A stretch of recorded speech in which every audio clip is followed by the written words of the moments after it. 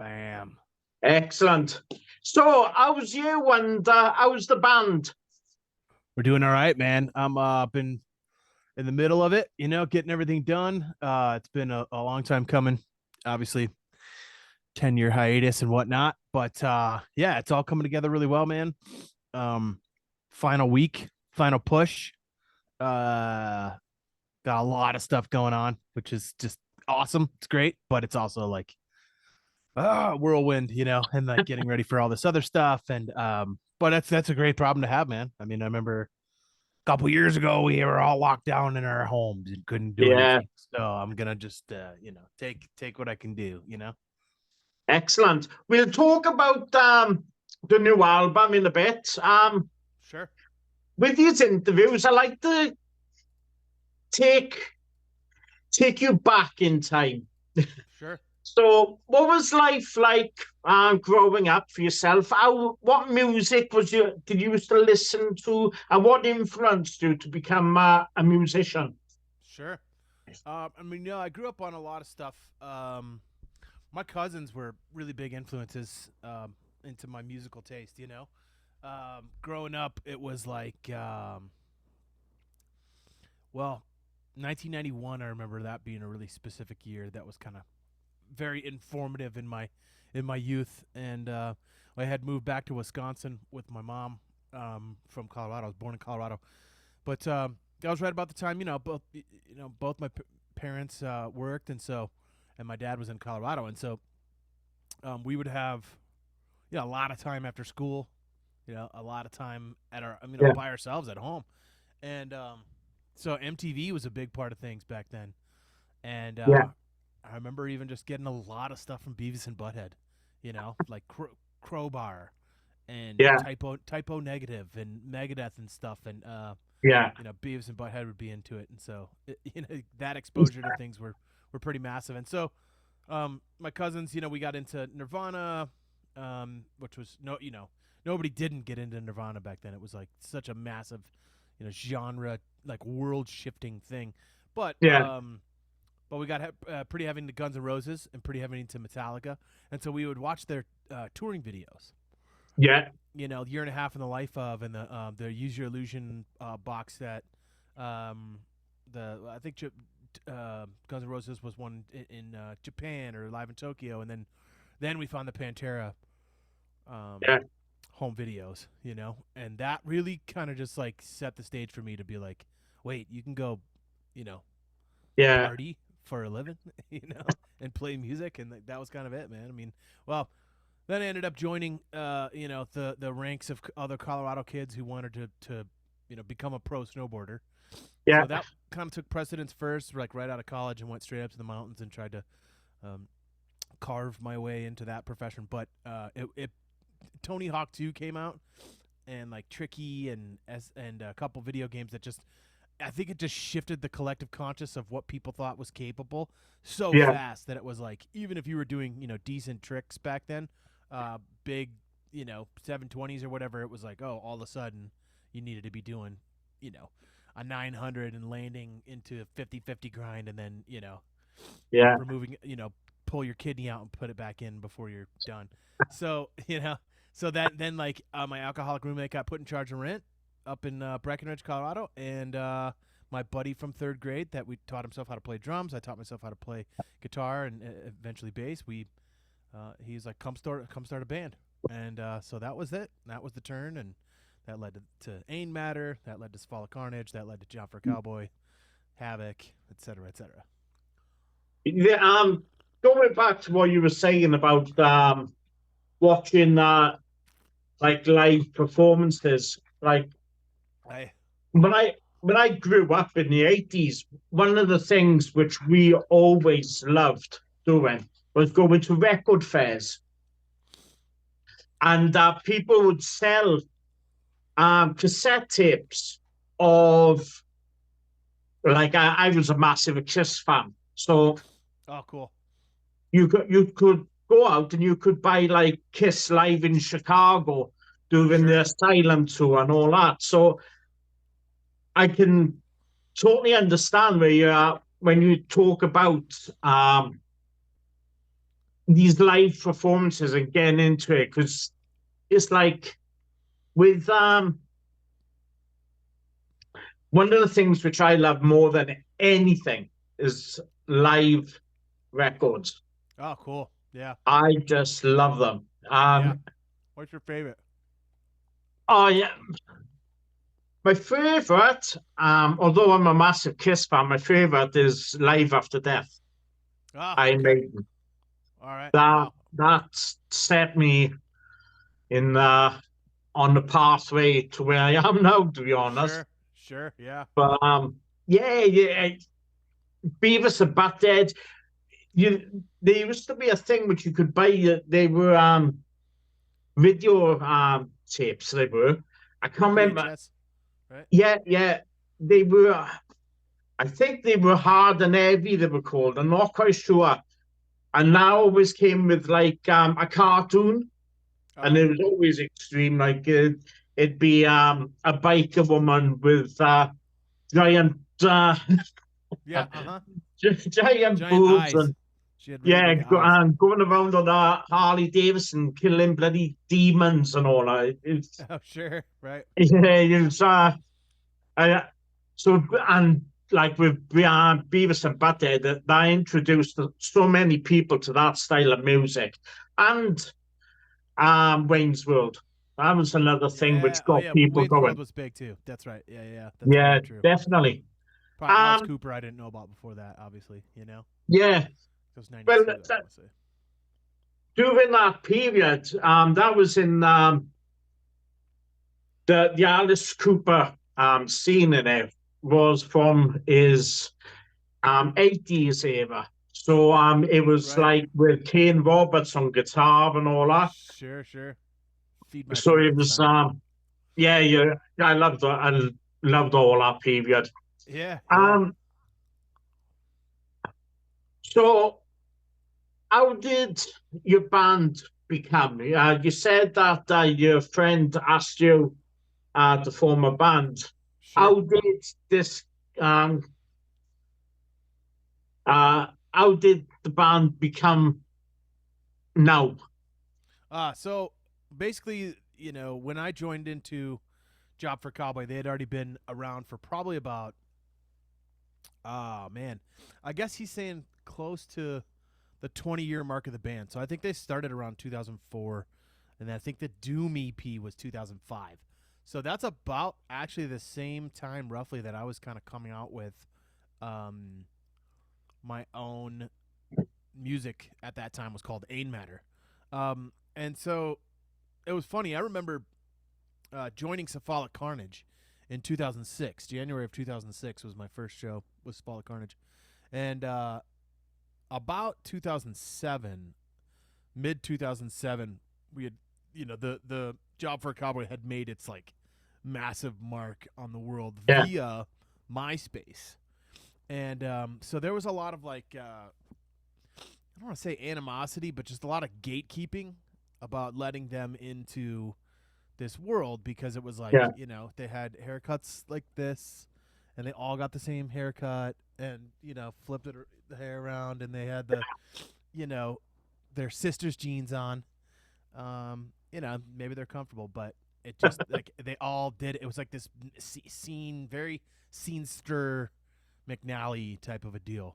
And yeah, so, yeah, when they dropped that first record, Genesis, it was kind of like, all right, what, you know, because they definitely didn't go in the same direction at all. The whole deathcore, you know, yeah, breeze and pig squeals and breakdowns and bass drops and real kind of cookie cutter formula.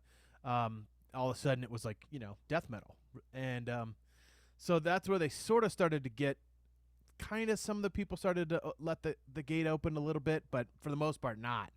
And then by the time Ruination came out, once Alan Glassman joined the band, I think that was where they started to finally really get some cred because, like, at that point, when, you know, the Ruination riffs were yeah, pretty in depth, you know what I mean? As far as having even grindcore elements to them. Al's just a really crazy writer with how he puts his stuff together, and everything's got a different tail, and it's super fast and crazy yeah, technical. And So that's about the time that I became friends with the guys. I actually knew the old bass player more than anybody until Al joined the band. And then, anyways, long story short, I ended up doing some session work down in Arizona, and alongside John Rice, the drummer, and we became buddies then. And about a month later, he hit me up and just said, "Hey, man, our bass player just left in the middle of a tour. Do you want to pop out?" He's like, "We are gonna finish the tour out. It was only a few dates." He's like, "But we have some stuff, some recording book that we can't change. Would you come in and do this record with us and do this tour?" And I was like, "Hell yeah!" Yeah. And it ended up working out that I was able to get Fall Carnage on that tour as well. So it was Between the Buried and Me, Job for a Cowboy, Fall Carnage in the Ocean. So that's kind of the Yeah. history of my history with Job for a Cowboy. Anyways, Sanita was the last album uh, prior to the one which is coming out next week. right, Um, it's taken you 9 years to to get to where you are now right, with Moonila. right. When did you decide to that it was right to get back and come out of your hiatus and get back to writing? I think a lot of it was. I mean, we've realistically been working pretty hard on this record for the last 5 years, if not six. Um, some of these songs go back at least till 2016. Um, so that's 8 years ago. So really, like, you know, you're if we would have like not had everybody go off and do everything that they were going to do, which was essentially Johnny found out he was going to be a father. That was kind of the primary thing that shut the band down because um, we briefly talked about, and he even gave us his blessing to go out and do the band like without him, to have a Yeah, replacement singer for touring, and we just decided it was just like, dude, you can't. A, not only is he the original, only original soul like OG member left, yeah, despite it really being a different band, anyways. But B, he's the vocalist. You know what I mean? Like it's easier to replace. It goes like in list of people that it's okay, in order of people that it's okay to replace, and yeah, and not have it really affect things. Like drummers kind of first, probably bass player, which is second. Um, maybe not in JFAC, but oh, actually, I'm gonna put rhythm guitarists first. Rhythm guitarists and bass players are actually tied. Then lead guitarist, and then like vocals are the last thing that's really difficult to replace. yeah, So, anyways, but so that pretty much just was like, okay, let's take a break from touring here. But these songs started rolling in from Tony, who moved over yeah, to Ireland. He moved over to Ireland to become a doctor, and so, but he still plays a lot of guitar, and so he would send the songs over, and they slowly accumulated, and then in 2018ish or so, we're like, hey, we got like a record's worth of songs here. What do you guys want to do? So that's when we started getting really serious about, hey, let's go in to record in 2019, yeah, right? And so we just kind of kept taking all that extra time that we had to refilter the songs and really make sure every transition made sense and that the whole thing flowed, because it's a lot of twists and turns in there, and we yeah, wanted to make it fluid, and for it to hold up to or to Sun Eater, which was pretty well critically and fan acclaimed, I would say, compared to any other release that we had, at least since I've been in the band. So that all just took a lot of time, and then you know we got locked yeah, down, and so then it was yeah, like, shit, okay, so 2020, maybe it'll come out end of 2020, and then it was like, no, Tony can't get back to Ireland, from Ireland, record, and get back to Ireland and have his 10 days of quarantine before he yeah, can go back to school to finish his med degree. We couldn't yeah, get that much time off. So it was tricky. So we're like, he has, okay, well, how do we get it done then? It's like, okay, he's got to record himself. So then that was like, okay, I'll just record myself on the weekends. So that's pretty much how the record got done, was him recording himself on the weekends. That yeah, built up eventually till July 2022 is when I go in to do bass guitar. So I fly down to Florida, and Jason and I, crafted some lines. And then I'm like, okay, so then Johnny's coming down right after me, right? The record's, maybe we'll get it out in early 2023. And then Yeah. it's like Johnny doesn't get there till New Year's Eve, pretty much, 2023. And then it was like, okay, mixing the record. All right, that's a month. Mastering was even well. It went fast after we figured out who we wanted. We ended up going with Ermin, our buddy Yeah. from Submission Audio. But yeah, so we're like, okay, it's done. It's turned in. It's February 2023. So we're playing Blue Ridge Rock Fest. We know we're playing our comeback show in September 8th. We're like, let's drop the record that week. And then Metal Blade was like, no. They're like, there's other stuff there. There's a Slayer issue and whatever. But how about February 2024? And we were like, that's like a year. Yeah. And then we're like, So, well, but it does make it an even 10 years. So in between the yeah. releases, 2014 for Sun Eater, 2024, might as well round up a year and keep things nice and deca. So did you all do your parts in the same studio but at different times, or or was it like file sharing by the internet? It was only file share for Tony because of the Ireland thing that he couldn't get Yeah. enough time off. Like he could get a couple weeks off, right? Yeah. But guitars, with the amount of guitars that we do, a couple weeks is not. That's Yeah. a stretch to get that done. So like he could maybe do the 2 weeks if they just really busted ass. But Yeah. then at the time, Ireland had pretty strict lockdown, like regulations and stuff. I remember them Yeah. being really hard asses on that stuff for a long time past when the rest of the world eased up. And he would have to come home and spend another 10 days in quarantine before he could go back. And so he's like, I can't get that much time off. Because we Yeah. wanted it. He wanted to record with Jason, I mean, like they're a formidable pair when they're in the studio together because Jason's such a wicked guitar player and Tony's Yeah. such a wicked guitar player. They'll just toss riffs back and forth and or licks and solos and make it like, oh yeah, what if it's that? Like it's Yeah. crazy. So yeah, but everybody else went down and tracked with Sukov. I listened to the album today. It's absolutely brilliant. I haven't completed my review. I tried to get my reviews out the week of release, Good. um, because for a number of reasons, to be honest. Sure.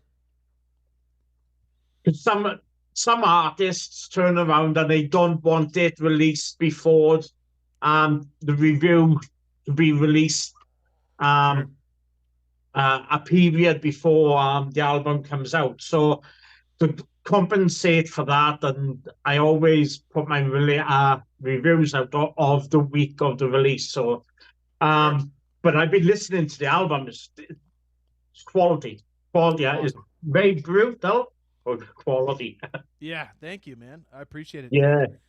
We Um, we tried our best. it's really, really good. And um, all I can say is, after listening to it today, it's up there in the nines. It's nines. I, Killer. to be honest, I think it's going to be like a 9.2. To be honest, Oh, that's it's a great, man. I'll yeah, take it's it. a quality album. It's tough. Quality. It's tough to get above 9 at all. Period. 9.0 even is great these Yeah. days because there's just so much content out there. There's so many bands. There's so many records that it's like, oh, well, It you is. got to save your tens for something. So Yeah, well, that's the thing. I think if it's a solid album, uh, an album for me, solid is about an 8. But yeah, anything, if I think, fuck, that's good, and I yeah. listen to it again the second time straight away, then I know it's up in the nines because Uh, it's made me want to listen to it even more. So that's great. yeah, We'll take it. yeah, it's a great album. What's your plans for touring the album? So we've got one thing that's confirmed. I can't announce yet. Um, probably in the fall, I believe that is. Was trying to get something set up in the summertime somewhere. But it's just really tough to get the schedule down with these guys. Yeah, Tony's a practicing, licensed physician, yeah, or research physician in Ireland. So that kind of means, he's got windows that he could take, I suppose.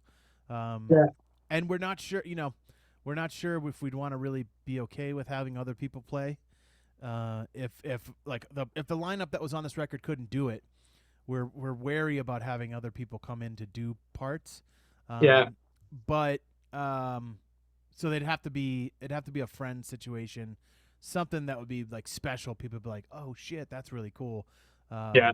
But I would expect to see maybe. I'd hope maybe you could see Job for Cowboy in 2024 in Europe and in the States at least once. We'll see. Well, You'll probably have to fly to wherever it is. It's not likely we're going to be like, I doubt we'll play Glasgow. I mean, we're probably gonna, like, it would be like Download, or Hellfest or something like that. So yeah, someplace where a lot of people could come and see it, because we just don't, I do personally, but the rest of the guys don't have the time to go yeah. do those in-depth runs where we can hit every city. It's just Well, the my reality final of life. question, you've already answered it. um, uh, UK touring. So you hope in the future you can get onto one of the festivals like Bloodstock or Bloodstock's uh, awesome. I love that yeah, fest. it's I keep saying every single year I'm going to go, Oh, and dude, every time I go to get my ticket, the tickets are available, but it's to do with other things. So it's like if you can but get to that one, man, because I've done, quite a few handful of fests over there in the UK. I mean, I would say, I had fun at Download, and it was cool, but because like the size of the acts and you're getting that many more, but I don't know. Bloodstock was just like the energy of Bloodstock was one of my favorite yeah, energies of festivals in Europe. In Europe, even, yeah. that's a big roster of competition to have through. So if you can make it to Bloodstock, dude, I would do it. It's a really really fun time. Well, this year I'm definitely at Download Festival. Sure, I what because of the price of tickets each year going up and up and up. So it's like what I try to do is um, get apply for a photography pass yeah, for the venue for the events, so I can do my reviews and things like that. sure, So I kind of leave Bloodstock for that because sure, um, ain't getting any younger. I'm 50 this year, right. and my mate's 50, and his daughter have started coming along to the festivals. Ah, cool, right on. So it's it's just one big bloody we all just pile into the Download thing, but because I Bloodstock for me is an extreme metal fest, Yeah, and I would say that. Yeah, yeah, for sure. You're gonna get a yeah, wider you're gonna get a wider range of stuff at Download for sure. yeah, yeah, But the energy, the staff, and just like the vibration, man, yeah, that you get at Bloodstock was great. Download's fun too. Either way, I mean, yeah, it's hard to go to a festival and have a bad time unless it's like, you know, really disorganized and run poorly and yeah, et cetera, et cetera. You know what I mean? We've had our fair share of those as well, but we still always find a way to have fun. We just yeah. just get drunk, I went to Download Festival in 2012, Ralph, and I have it hiddled down, and the all our tents were underwater, and I remember sitting there, pissing down with rain, watching Baby Metal. It might have been 2012, it might have been 2013, one of the two. I Sure. sat there watching Baby Metal, drenched through, and I was like, fucking hell, I did. all I want to do was go home. I'm soaking wet. But Yeah. held out as much as I could, but my tent was underwater, so I had nowhere Oh to sleep. yeah, that's a different thing, you know. I mean, I guess it's like, you know, we have to take that into account, and there's like a lot of times it's like, oh, we go as bands, so like we've got Yeah, it's a different thing, you know what I mean? Like we've got catering and I mean, sometimes things can suck too, and sometimes the accommodations backstage can be non-existent to where you're yeah, like, oh, okay, and we don't have a bus. Say on this particular run, we're in a Sprinter van, so yeah, we will be in uh you know nowhere to go, you know. And then if it's raining on top of it, you're like, yeah, all right, definitely. yeah, Well, but that's this has been fantastic speaking to you, likewise, and man. good luck Thank next you week so much. for the album release. Awesome. And Thanks. I hope to see you in the festival. Thank you so much, man. I love to have a beer with you, and Yeah, I appreciate you definitely, taking definitely. I appreciate you All taking the right, time, and thanks for the 9 point something. 9.2. Awesome. Thanks, dude. All right, take Have a care, good one, mate. brother. All right, cheers, Okay, brother. thanks. Peace.